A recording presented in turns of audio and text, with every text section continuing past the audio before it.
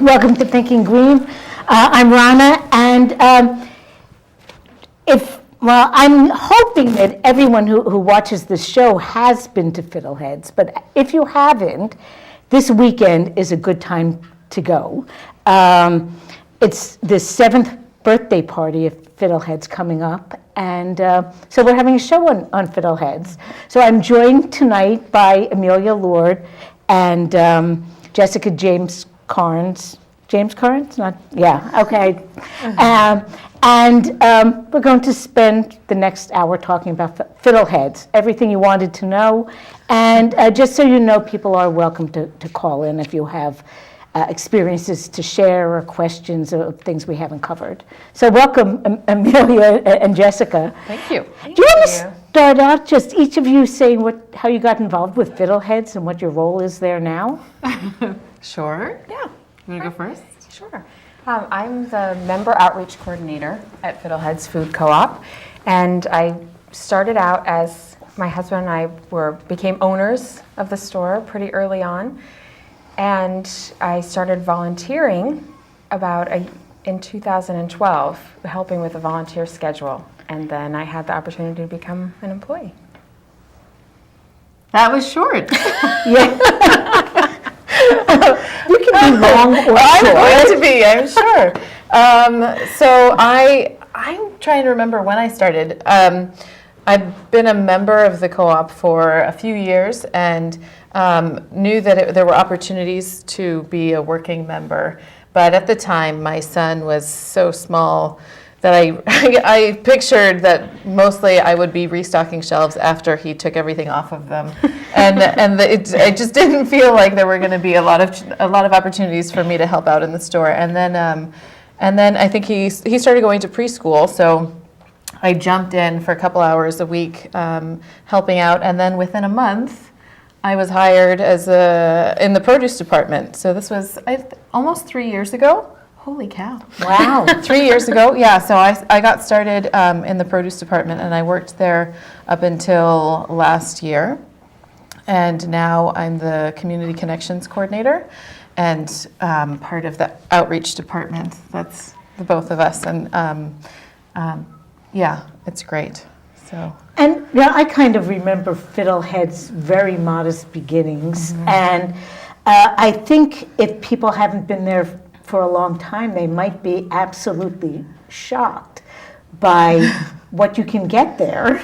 Yes, I think that when we do community events, we often say that if you haven't been to a department store in 3 years, there's probably not going to be a lot of changes. But if it's been 3 years since you walked into Fiddleheads, it's completely different because we opened 7 years ago just as a winter farmers market once a week. Right, and I remember the building couldn't even be used for anything else. It was just one step better than being outdoors. Right, exactly. Just shelter from the elements. That was it. And now we have a full service market. I believe it was 2 years ago that we had a major renovation and redid the floors, and we have a beautiful front awning on the store. And now we were just trying to think of what you cannot get at Fiddleheads. Just about anything that you need, we have a full service grocery store. Yeah. And people do come in all the time. I can spot somebody who hasn't been in for years because they're sort of like, walking around with this dazed, like, oh my God, it's so different. And it really is. I mean, the first time I came in, I confess, I did not stay very long because I think we'd been open maybe just for a year at that point or less. And there was one very short row of shelves. And I think our floor was there was still plenty of dust. There was atmosphere. There was some serious atmosphere. It was rustic. And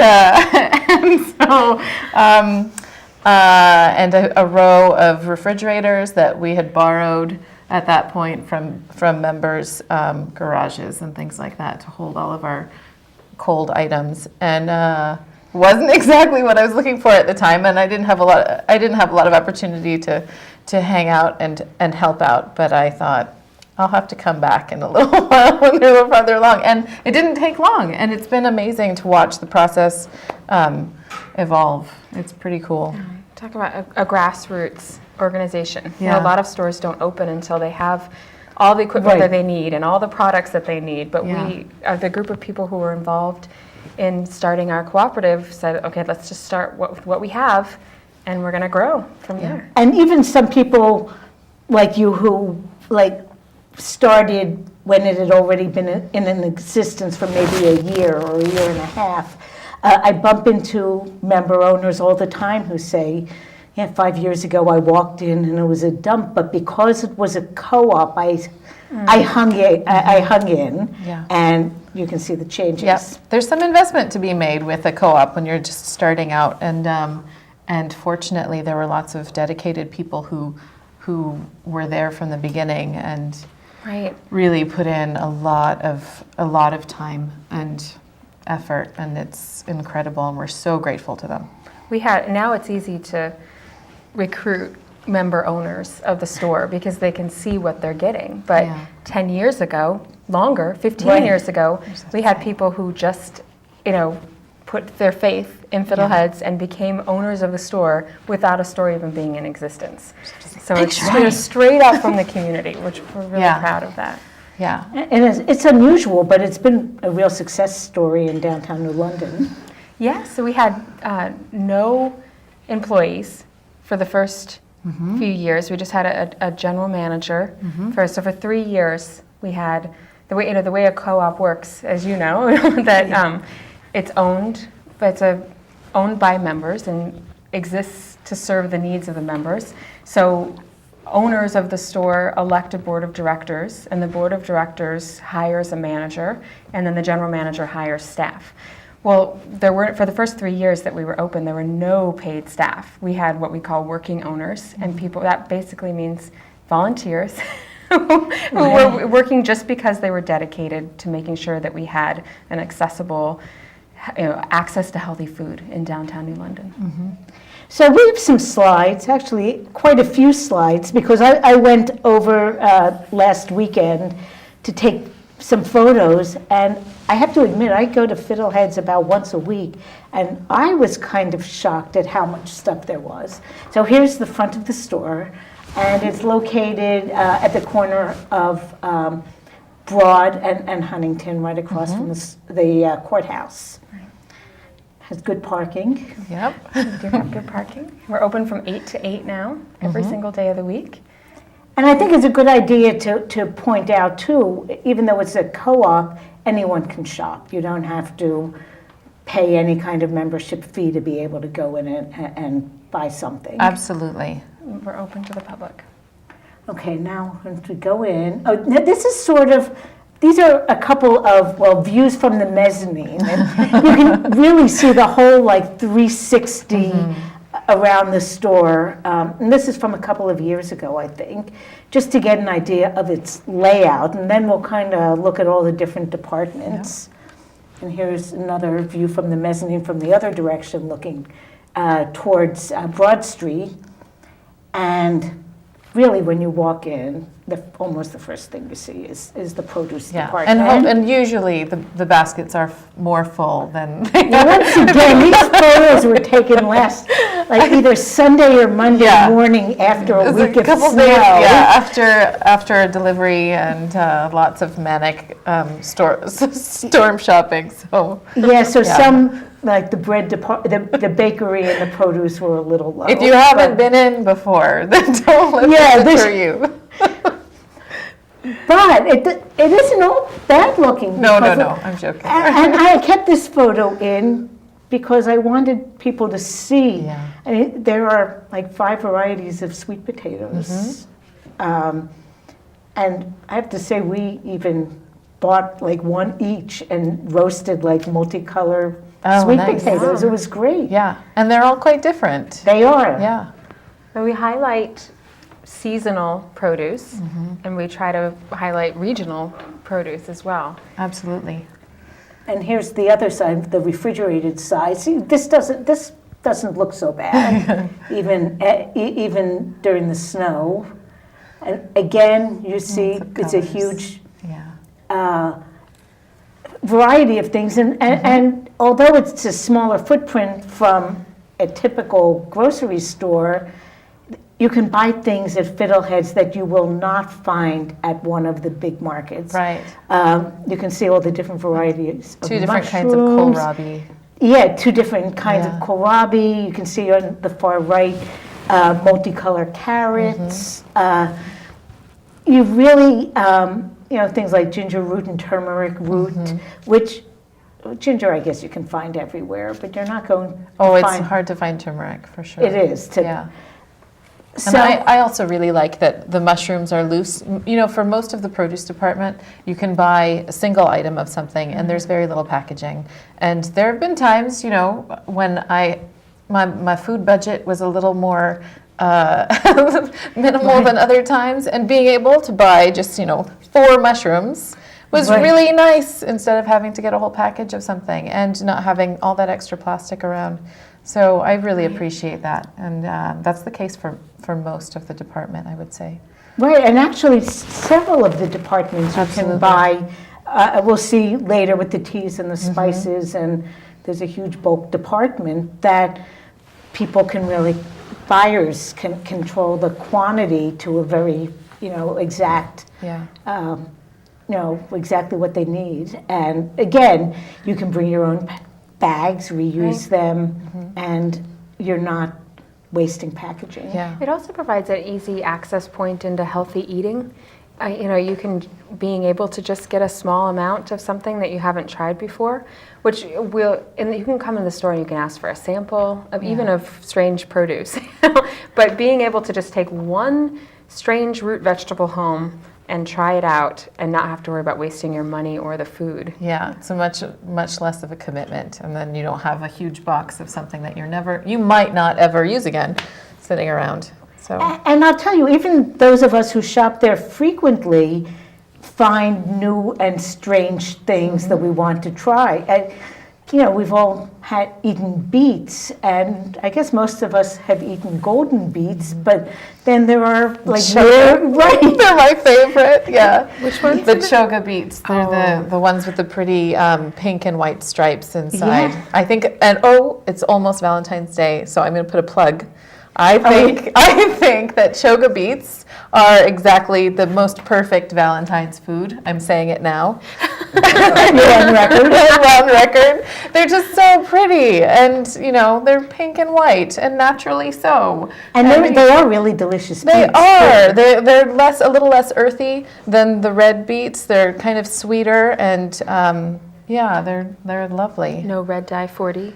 True. Not in the whole store, I don't think. Not in the I whole don't store. think so. Yeah. So yeah, and then also fruit. And once again, it isn't just one variety of apples, No. it's at least half a dozen. There was a new variety of pears this time that I had never seen before that's shaped like a bosque, but its skin is like a Bartlett. And so I bought 2 to try. And so even those of us who shop frequently might buy one of something new that we might not be sure we'll like. Yeah. Kumquats up there. My favorite. And it's also nice that I have 4 children, and they usually pick out the fruit. So it's really nice to have that they can pick out what is appealing to them and what looks the prettiest. And Right, and it doesn't have to be a big bag of it. You can buy 1 or 2 Right. and share it. I'm going to go back one actually to the veggies because I wanted to point out that the labeling is color-coded.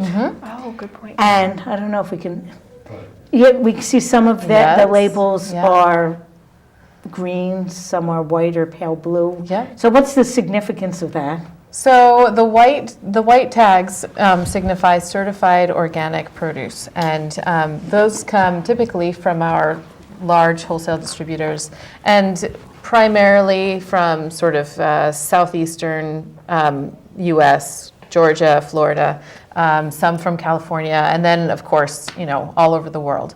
Then the green tags are local, within 100 miles, and not necessarily certified organic, but we're lucky, and I think this is typical for a lot of co-ops, because sort of the mentality of a co-op is about maintaining relationships and supporting supporting our local economy. We have really good relationships with our local farmers.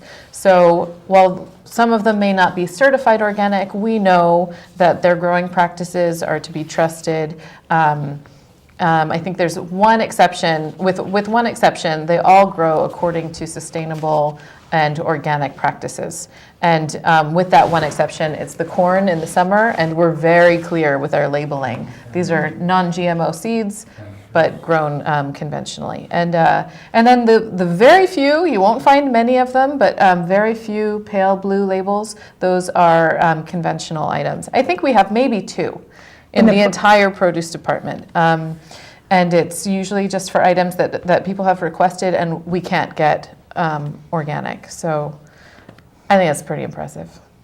It is impressive. It is. And we will later look at the bulk section, but it also has things that are both conventional and organic, and you get choices. Yeah. Right. Yeah.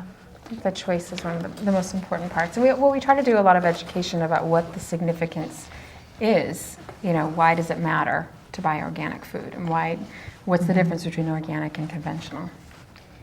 And so this is where I kind of went crazy because I did not even realize all the stuff you can get. So these are pictures sort of around the perimeter of the store, and as you can see, you can buy compost buckets. You can buy, to the left, by the way, are reusable produce bags.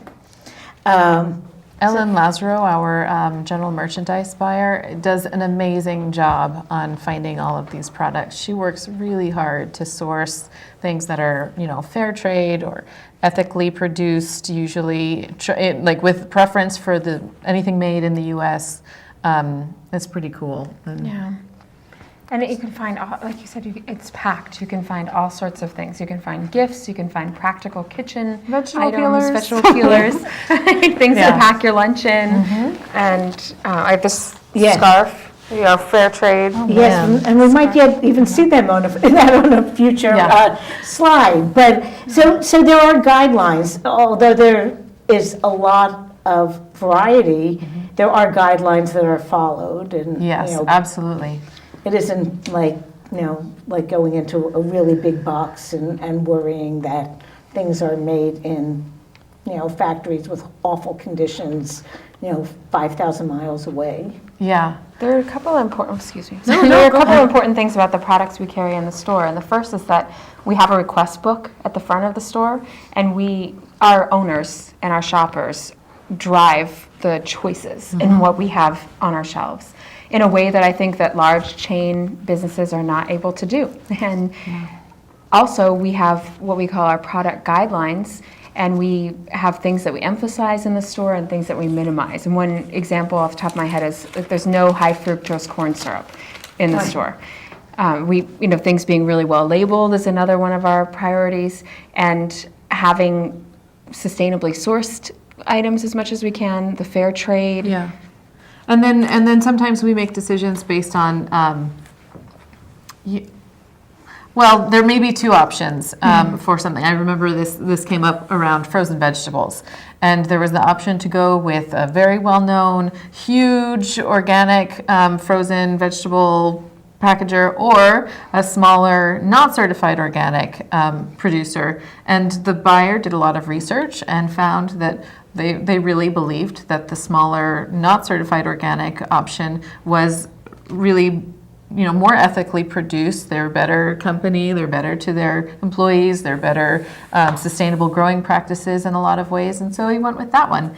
And I love hearing that kind of thing. It just makes me feel better about all the decisions that I can make within the store. I feel like a lot of the work is handled for me, making responsible decisions. Obviously, it's still up to every shopper to do that for themselves, but I feel like we do a good job. And I really appreciated that as a shopper before I started working at the co-op. And we've as a cooperative, we follow what's known as the 7 cooperative principles. One of those is concern for community. So that's our community here in southeastern Connecticut, and also our global community. We want to have products that, like you said, we don't want to use something that workers had deplorable working conditions. Yep. No blood diamonds. Right. No. And so this also gives an idea of, well, all the stuff. Reusable bottles. Right. Yeah, I don't know. I can't even. Cooking, cool little things. cookware of various sorts. Rolling pins. In the back, there's Oh, we can go back to that. No, I'm sorry. I'm making silly jokes. Oh, You were decorations. saying. Yep, kites.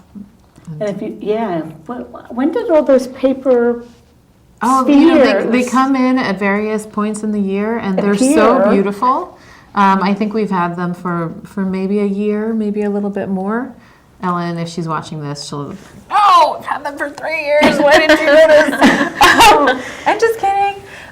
So yeah, no, they're beautiful, and we have these really neat little recycled plastic pouches that have pretty designs on them.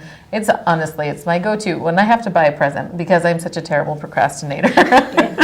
Sometimes I think, oh God, okay, let me just run by the co-op and grab something there, and usually I can find something really great. And they do really fair pricing. Yeah.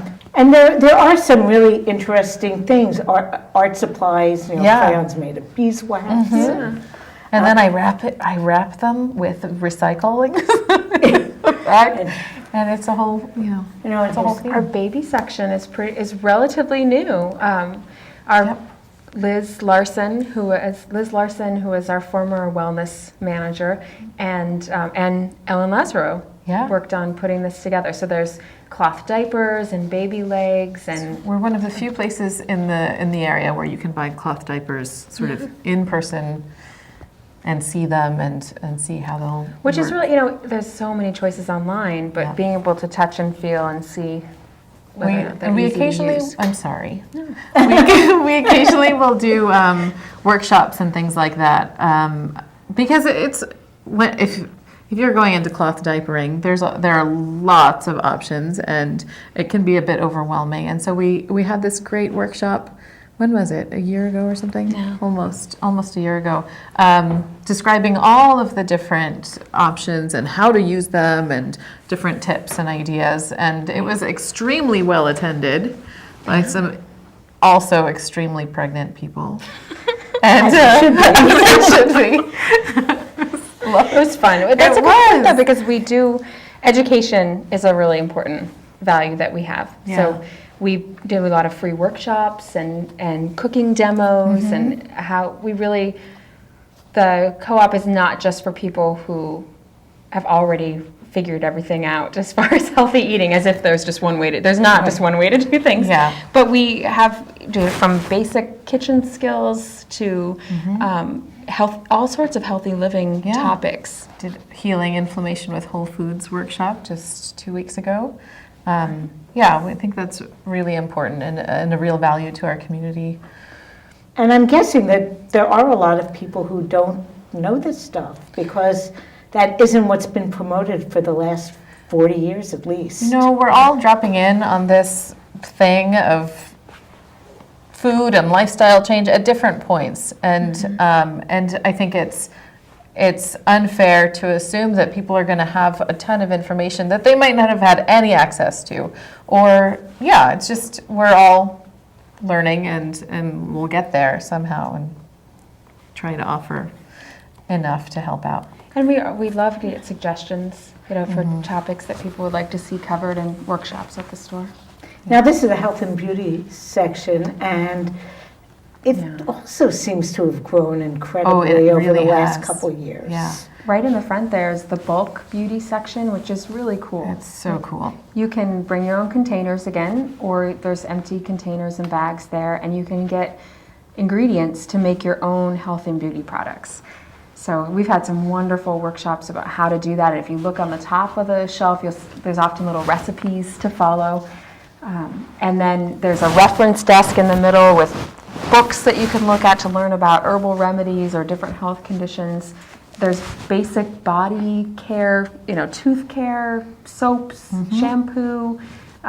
There's homeopathic stuff, aromatherapy, flower essences, supplements. Yeah, we got it all. I mean, I can't believe how much is packed into that little space. And I know that a lot of it is like produced cruelty-free of the Absolutely. beauty products.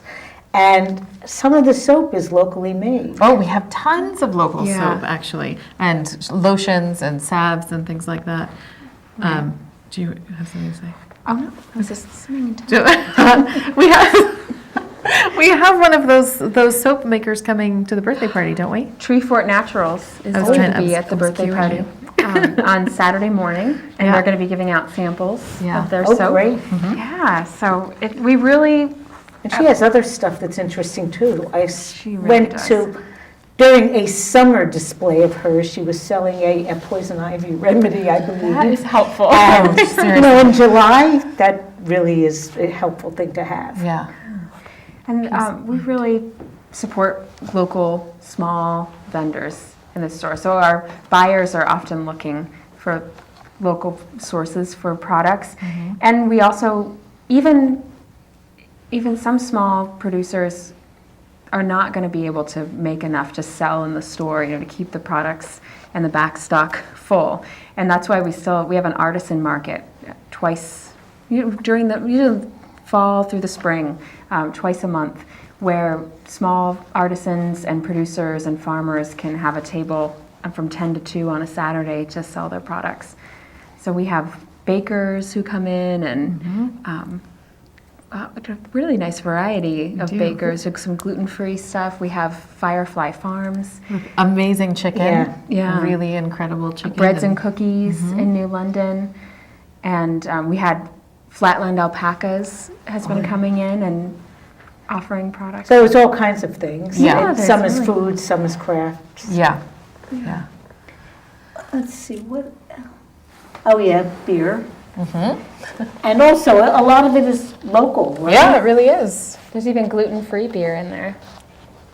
Wow. Well, I'm guessing there's gluten-free possibilities everywhere in the co-op because. I'm pretty sure in every department, except for the bakery. No, there's still even options. We don't have much in the way of fresh, local, gluten-free bread yet. But maybe some of our local bakers will help us out with that. We have some products that are gluten-free, but Yeah. they're not from a dedicated gluten-free Yeah. kitchen, which is important if you have celiac disease.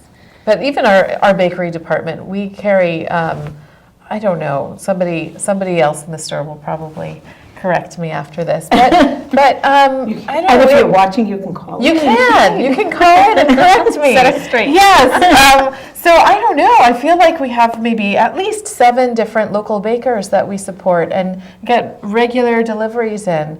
And then I just think that's amazing when I'm giving somebody a tour around the store and I show them the bakery department. It's like, look, these were all made around here. They weren't shipped in and then finished off. It's local people and local ovens, and every bit that people buy in the store goes towards these people who will continue, craft and a livelihood. It's really cool. So much more than in a chain store, the money you spend is staying in the community. Absolutely. So if you talk about the gluten-free being available in every department, I think that we're a really good spot for all kinds of special diets and allergies. And we try to have those things really well labeled around the store. So even though we're not a nut-free store, so that's one thing. Right, and you're not a meat-free store either, which some natural food stores are. Yeah. I tried it. But that's one of the things that I think is so great with Fiddleheads is it accommodates people with all kinds of diets, and it's not very preachy at all. Sure. But if you need special vegan food, gluten-free food, nut-free, you can find it. Absolutely. Yeah. And the meat that we do sell is, I think several of them are certified humane farms, and it's pasture, organic fed. Yeah. We also, again, have a lot of local meat, and that goes towards supporting the local producers, but also we have a better sense because we can go and visit the farm, and really anybody can. If you see something in the store that's made locally, there's a phone number on the tab. You can call them up and go visit the farm. A lot of our farmers are so welcoming and really excited to have people come and visit and take a look around. And you can see for yourself, oh, these animals are being treated really well. So, I mean, obviously everybody's going to make different dietary choices based on what's best for them, but I think that we cover all the bases for making good decisions. So, and you can see a lot of the farmers in the co-op. Yeah, and that's really yes. fun. You know, we're so far, as a culture in general, we're so far removed from our food, and that's one of the fun things about Fiddleheads, that you can see the people who grew, you know, and raised your food, and know that you're helping to provide a livelihood for them. That's the nice thing about having so many local vendors, because like you can see the person who keeps the bees, and then the person who, you know, milks the cows in the same day and bakes the bread. It's really fantastic. And actually, as far as milk is concerned, that's another area where I think we do a great job in supporting our local milk producers. Small-scale dairy farming is not easy. It's not something easy to be successful at in our country. And we have, again, I'm going to be wrong. Anybody welcome to call in and correct me. But for a while we had 4 different kinds of local raw milk, and I think we have maybe seven different kinds of local milk. Period.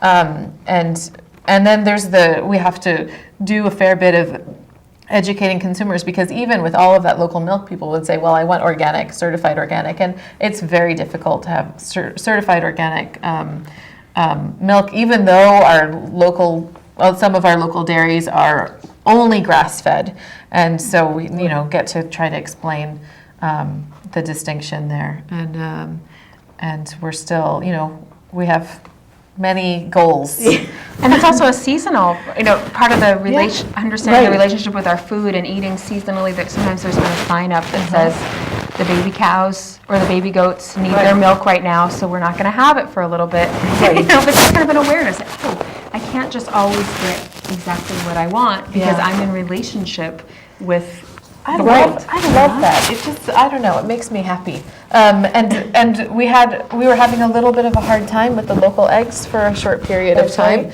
And so there's a little sign that appeared to explain the egg shortage. And it's because a fox got into the chickens. And so it was going to take a little while. I mean, that was one of the reasons, and it was going to take a little while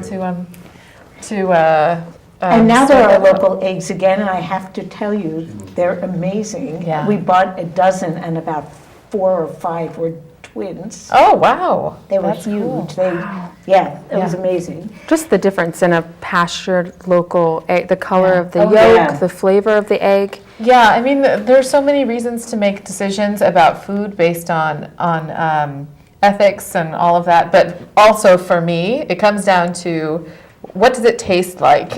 And because I like really good food, and that's going to be one of the deciding factors. It should be the deciding factor for me. Like, does it taste good? Right. No cardboard. Yeah. I mean, our eggs are amazing. And this is something new, fish. Yeah, we have fish from Seawell. Right? Yeah, in Pawcatuck. And you can get fish Thursday through Sunday. And it's really nice to have another spot to get local fish. It's super exciting. And we've had some really, really cool choices recently, like local monkfish. I'm a big fan. I love monkfish. And then we had John Dory and whole trout. Yeah. And if you follow our Facebook page, Amelia has been helping us all to figure out what to do, by making really delicious, creative food from what's available locally. Recipes too, or at least ideas. And a beautiful picture. Yes, something that will motivate and inspire. And you can see behind the, way behind is the milk, and then there's some, stuff like cold cuts and not instant stuff exactly, but things that are quick meals available as well. And then continuing around like the perimeter, dairy, you have a fantastic cheese selection and a lot of it is local. Absolutely, and it's just Really getting better. nice.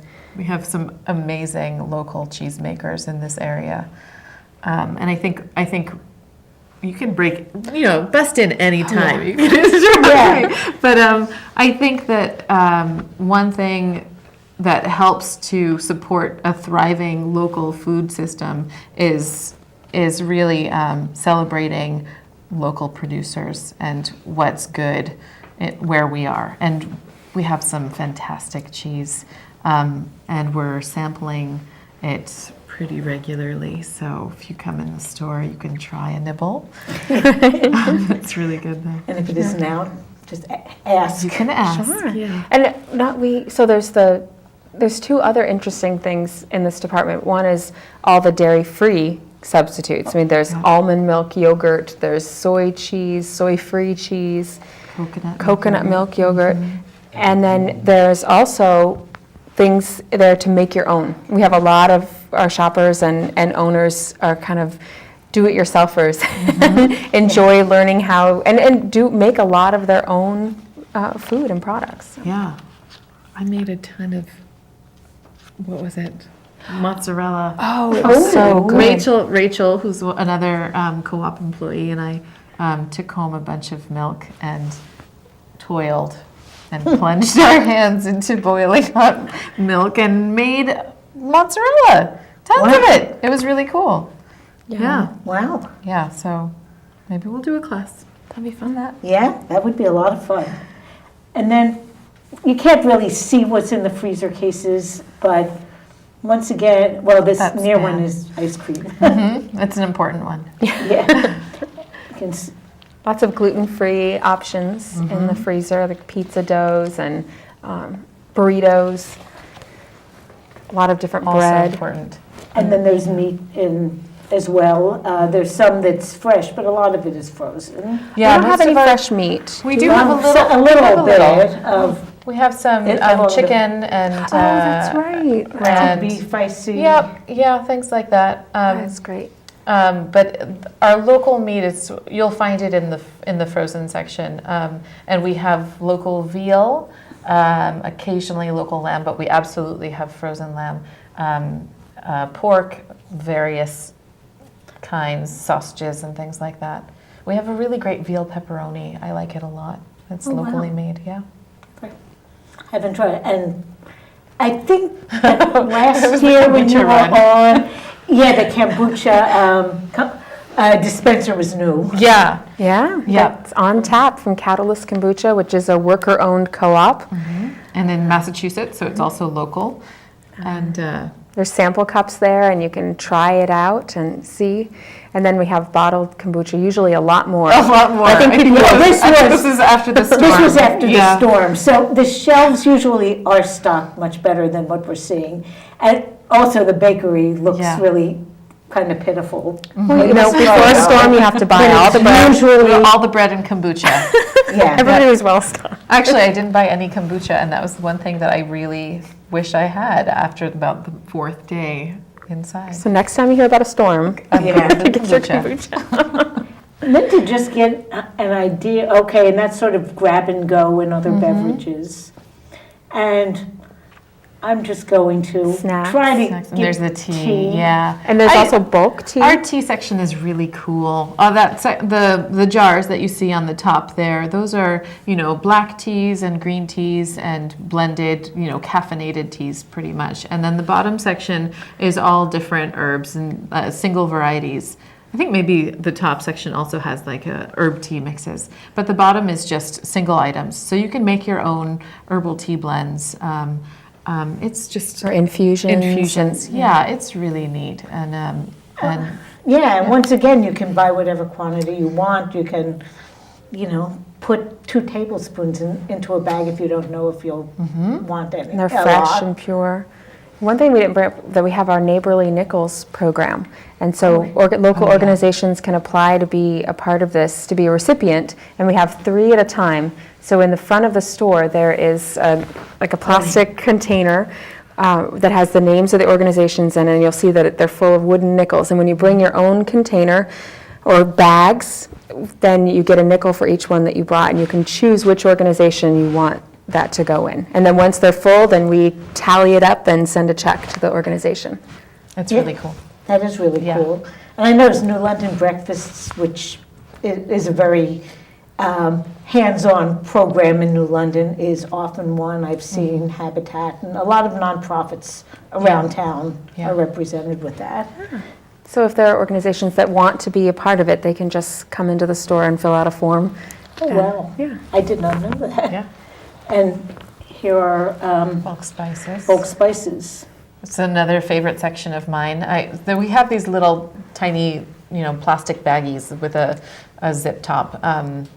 I would call them Ziploc, but I don't know. Yeah. So you can go and fill up, a teaspoon or a tablespoon of spices. I rarely buy spices in a jar anymore because it takes too long to use them, and then they lose their vitality and freshness and potency and flavor. The difference. It's incredible what a difference it makes. So you use fresh, and these are fresh, pure spices. They're not cut with anything. They're organic, and it's very moderately priced. If I buy a tiny baggie of something, it's usually maybe a few cents. Right.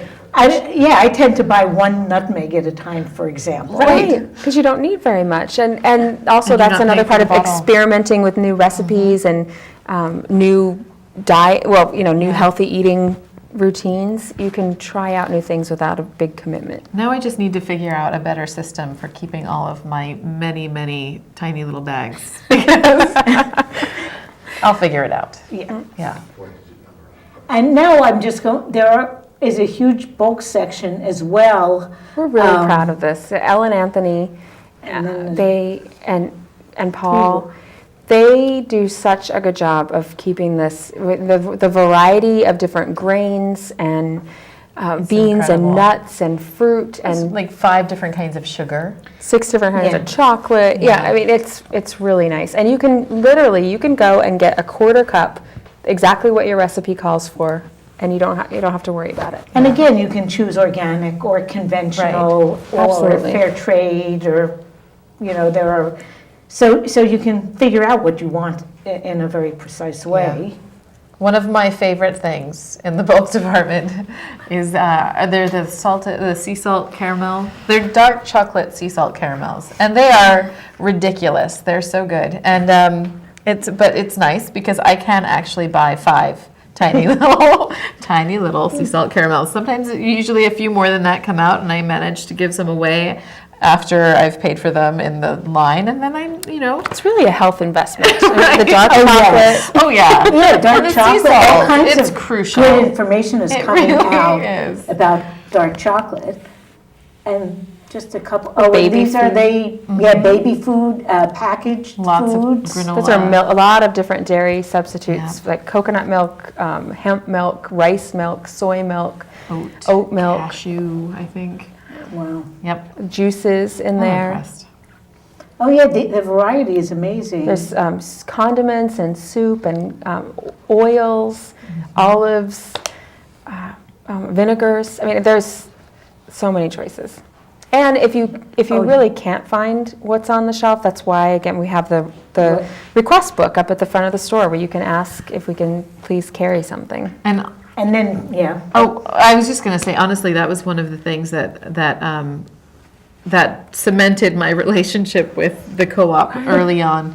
I would walk in and sort of casually mention to the grocery buyer, Sheila, I would really like this. And I'd go in the next day or 2 days later, and she'd grab me, it's here. I was like, are you kidding me? And it felt so good to have that kind of responsive relationship, and we're not able to get everything in. And now we carry so much that there's not all that left that people would necessarily want that we don't have. But it's so nice to go somewhere and have your requests considered seriously.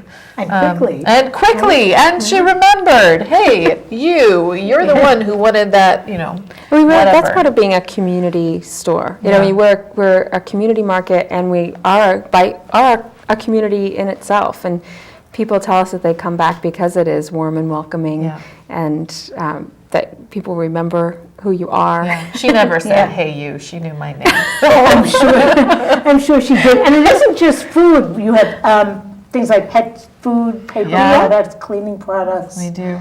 Charcoal.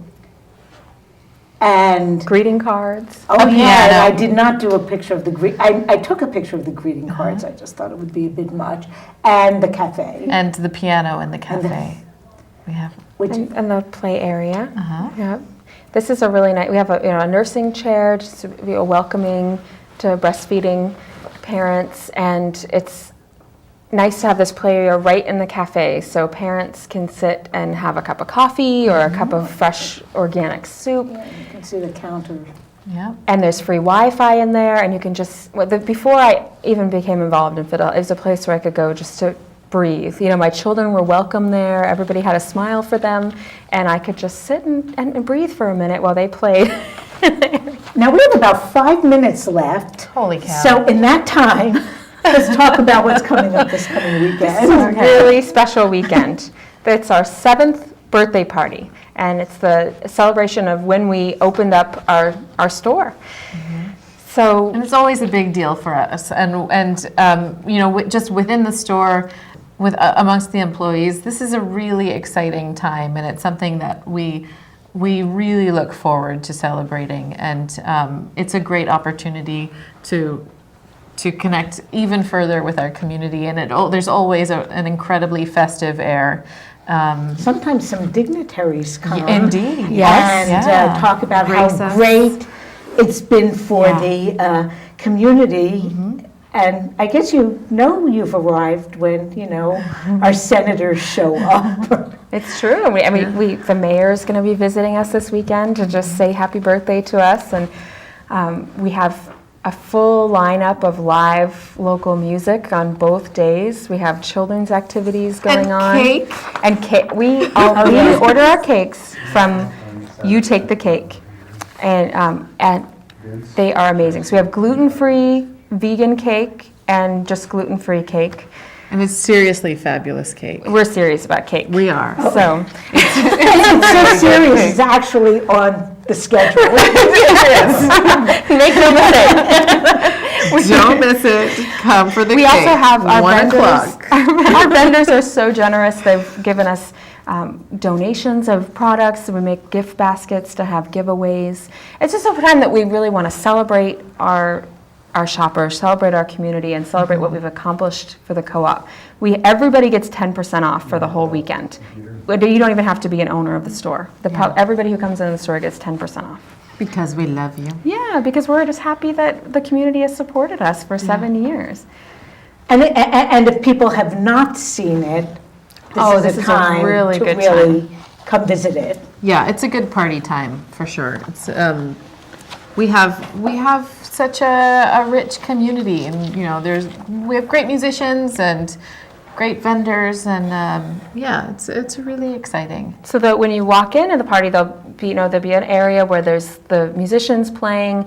There'll be a table of children's crafts in the back, and then throughout the store, right as you come in, you'll get a ticket to put your name in the drawing to win prizes, and then around the store we have tables, or vendors are going to be giving out samples of their products, and just it's really nice to get a chance to talk to the people who are making the products for the store. And if you thought that in the photographs the store looked like it was chock full of stuff, it's going to be twice as chock full of stuff, because we'll have vendors of all sorts. We take this in every seriously. every little area. Well, since we have 2 more minutes, if someone wants to become a member or wants to learn more about Fiddleheads, what's the best way to do it? What a good question. You can, we have our website, we're on Facebook, but you can just come into the store and talk to one of the front, you can just go to a register and talk to one of the front end assistants or coordinators. All you have to do, everybody's membership is the same amount. It's $175. That is really important because we're a democratic organization, so everybody's share and everybody's vote is equal. And then you can start it by paying all at once, or you can just pay $25 down and then make payments of $10 every quarter. And once you pay that first payment, you have all the benefits of membership. You can earn discounts, you can order cases of your favorite products, learn about all the workshops and events going on. Well, thank you, Amelia and Jessica. We could have done an extra half hour, but our time is up. Anytime. And just for everyone, if you have not been to Fiddleheads, or if you have not been there recently in particular, this is the weekend to come. Come and visit us. It's going to be a really fun weekend. Thank you for having us. Yes, thanks for coming on. Next week, our guest will be Patrick Hines. He's a former corrections officer who is now a spokesman for LEAP, Law Enforcement Against Prohibition. And we're looking forward to it. So thank you, Jessica, and thank you, Amelia, and we'll see you all next week. Thanks.